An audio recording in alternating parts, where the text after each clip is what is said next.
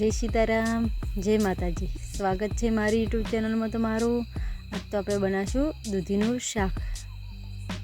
તે માટે છે ને મેં દૂધી કટિંગ કરીને લઈ લીધી છે। દૂધીને આપણે આવી રીતે નાની સાઈઝની કટિંગ કરીને લઈ લઈશું અને દૂધીને સારી રીતે આપણે પાણીમાં ધોઈ લેવાની છે। તો હવે છે ને આપણે તે માટે કુકર લઈ લઈશું। કુકરમાં આપણે તેલ ગરમ કરવા મૂકીશું। એમાં એક મોટી ડોકલી મેં તેલ લીધું હતું। તેલને આપણે ગરમ થવા દઈશું। આપણું તેલ ગરમ થઈ ગયું તેમાં આપણે અડધી ચમચી રાઈ એડ કરીશું।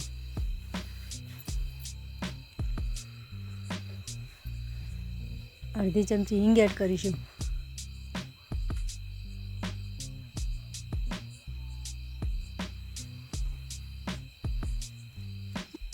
અડધી ચમચી હળદર એડ કરીશું।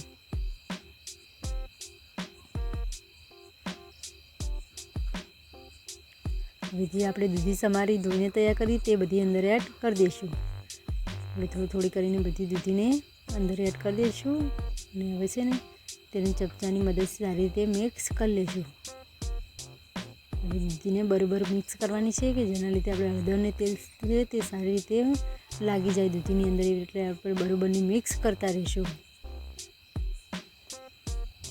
આપણે આવી રીતે હલાઈ જવાનું છે અને દૂધીને હળદરની અંદર સારી રીતે તેલની મિક્સ કરી જાઓ। હવે હલાવવાનું ચાલુ જ રાખવાનું છે।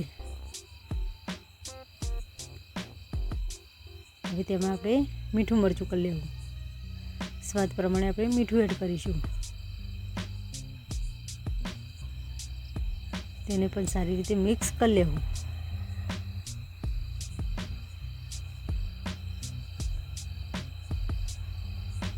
આપણે એને શાકને દૂધીના શાકને બરાબર મિક્સ કરશું એટલે કે તેની અંદર આપણું મીઠું રહ્યું તે સારી રીતે લાગી જાય।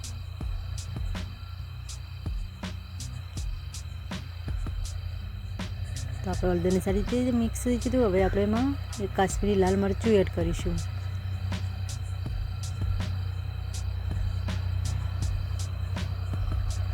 અડધી ચમચી ધાણા જીરું પાવડર એડ કરીશું। હવે ચમચાની મદદથી સારી રીતે મિક્સ કરી લઈશું। આપણે દૂધીના શાકને બરાબર મિક્સ કરવાનું છે કે આપણે શાકનો જે મરચું છે તે સારી રીતે તેની અંદર લાગી જાય તે માટે।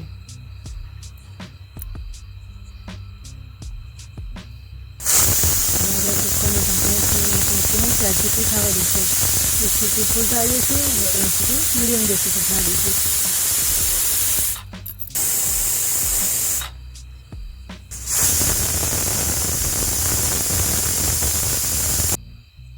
તો આપણી 4 સીટી થઈ ગઈ હતી। તો આપણે કુકરનું ઢાંકણ ખોલીને જોઈ લઈએ કે આપણું શાક ચડી જશે કે નહીં।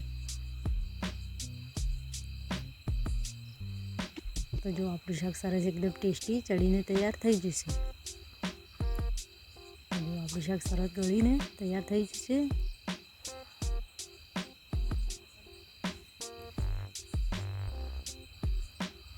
તમે આવી રીતના હવે તેની ઉપર છે ને આપણે કટિંગ કરેલા ધાણા એડ કરી દઈશું।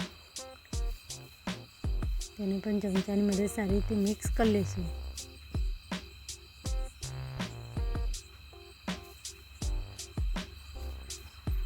જો આપણું શાક એકદમ ટેસ્ટી બનીને તૈયાર થઈ જશે।